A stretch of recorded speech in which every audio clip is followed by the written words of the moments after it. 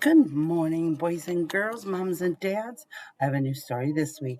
It is called A Pocket for Corduroy, written by Don Freeman, and it's about a very special little teddy bear. But his name is Corduroy. First, let's look at our story, our vocabs. Our first word is overalls. This is the type of pants Corduroy wore. Overalls is the type of pants with straps over the shoulders. No zippers, no buttons. They use straps. The word is overalls. Then I have the word wonder. I wonder what the story is about. I wonder what Corduroy is going to do. To think about a question. In this story, it's about a building where they go. It's called a laundromat. It's a building where you can wash and dry your clothes. Laundromat.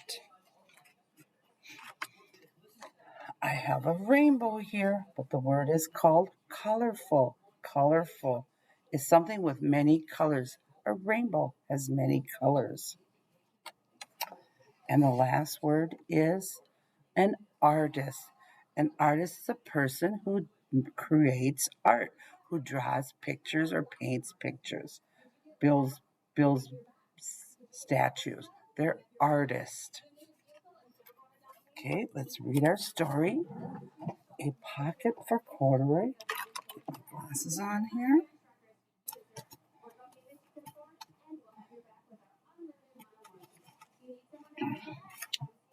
Late one summer afternoon, Lisa and her mom took their laundry to the laundromat. As always, on such trips, Lisa carried her toy bear, Corduroy.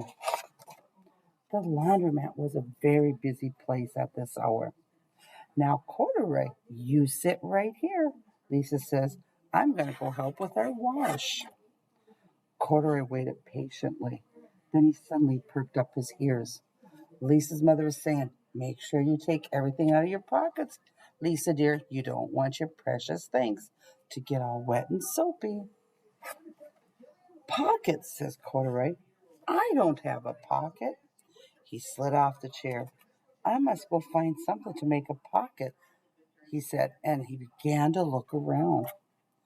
First, he came to a pile of towels and washcloth, but nothing was the right size or color. Then he saw a huge sack of colorful clothes in a laundry bag.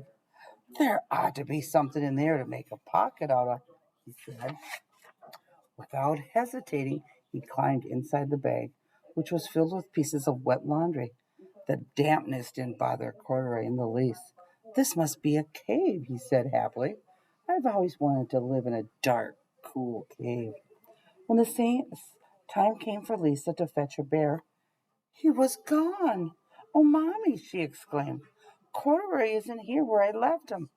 I'm sorry, honey, says her mom, but the laundromat will be closing soon, and we must be getting home. Lisa was reluctant to leave without Corduroy, but her mother insisted. You can come back tomorrow, she says. I'm sure he'll still be there. As they left, a young man wearing an artist beret was taking his wet laundry out of the bag, the very bag that Corduroy had discovered. Before he knew it, Corduroy was being tossed together with all the sheets, shirts, shorts, and slacks inside the dryer. But just as the artist was shutting the glass door, Corduroy tumbled onto the floor. How in thunder did that bear get in mixed with my things? The artist wondered. Poor Corduroy. He was damp all over. The least I can do is give his overalls a good drying, he says. He unbuttoned Corduroy's shoulder straps and put on his overalls in the dryer. Corduroy grew dizzy as he watched the clothes spinning around. But the artist became inspired. This would make a wonderful painting, he says. He took a sketch pad out of his pocket and he began drawing the swirling colors. I could hardly wait to get back to my studio. Finally, the dryer stopped whirling and the man gathered up the clothes. Then he helped Corduroy put on his warm, dry overalls.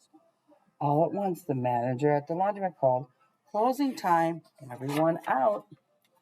Corduroy was gently placed on top of the wash machine.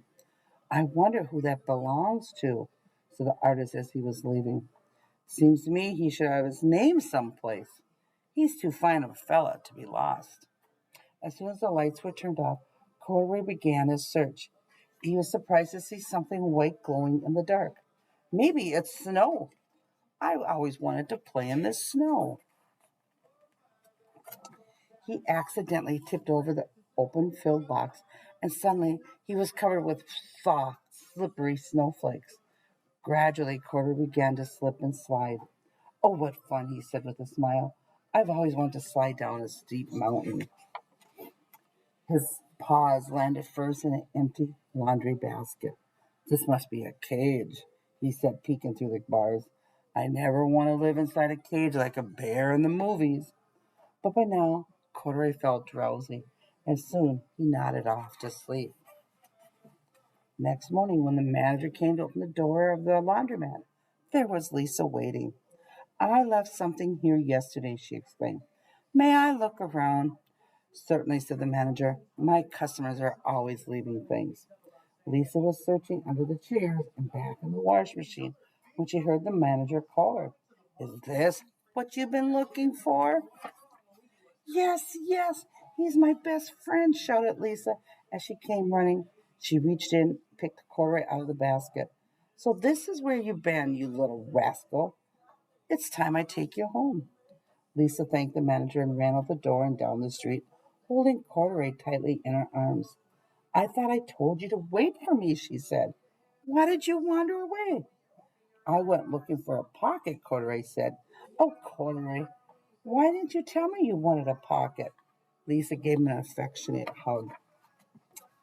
That very morning, Lisa sewed a pocket on Corduroy's overalls. And here is a card I made with your name on it for you to keep tucked inside. I've always wanted a purple pocket with my name tucked inside, said Corduroy, as he and Lisa nuzzled noses. Oh, they're happy now, aren't they? Well, that is my story. It's called A Pocket for Corduroy. See you next week.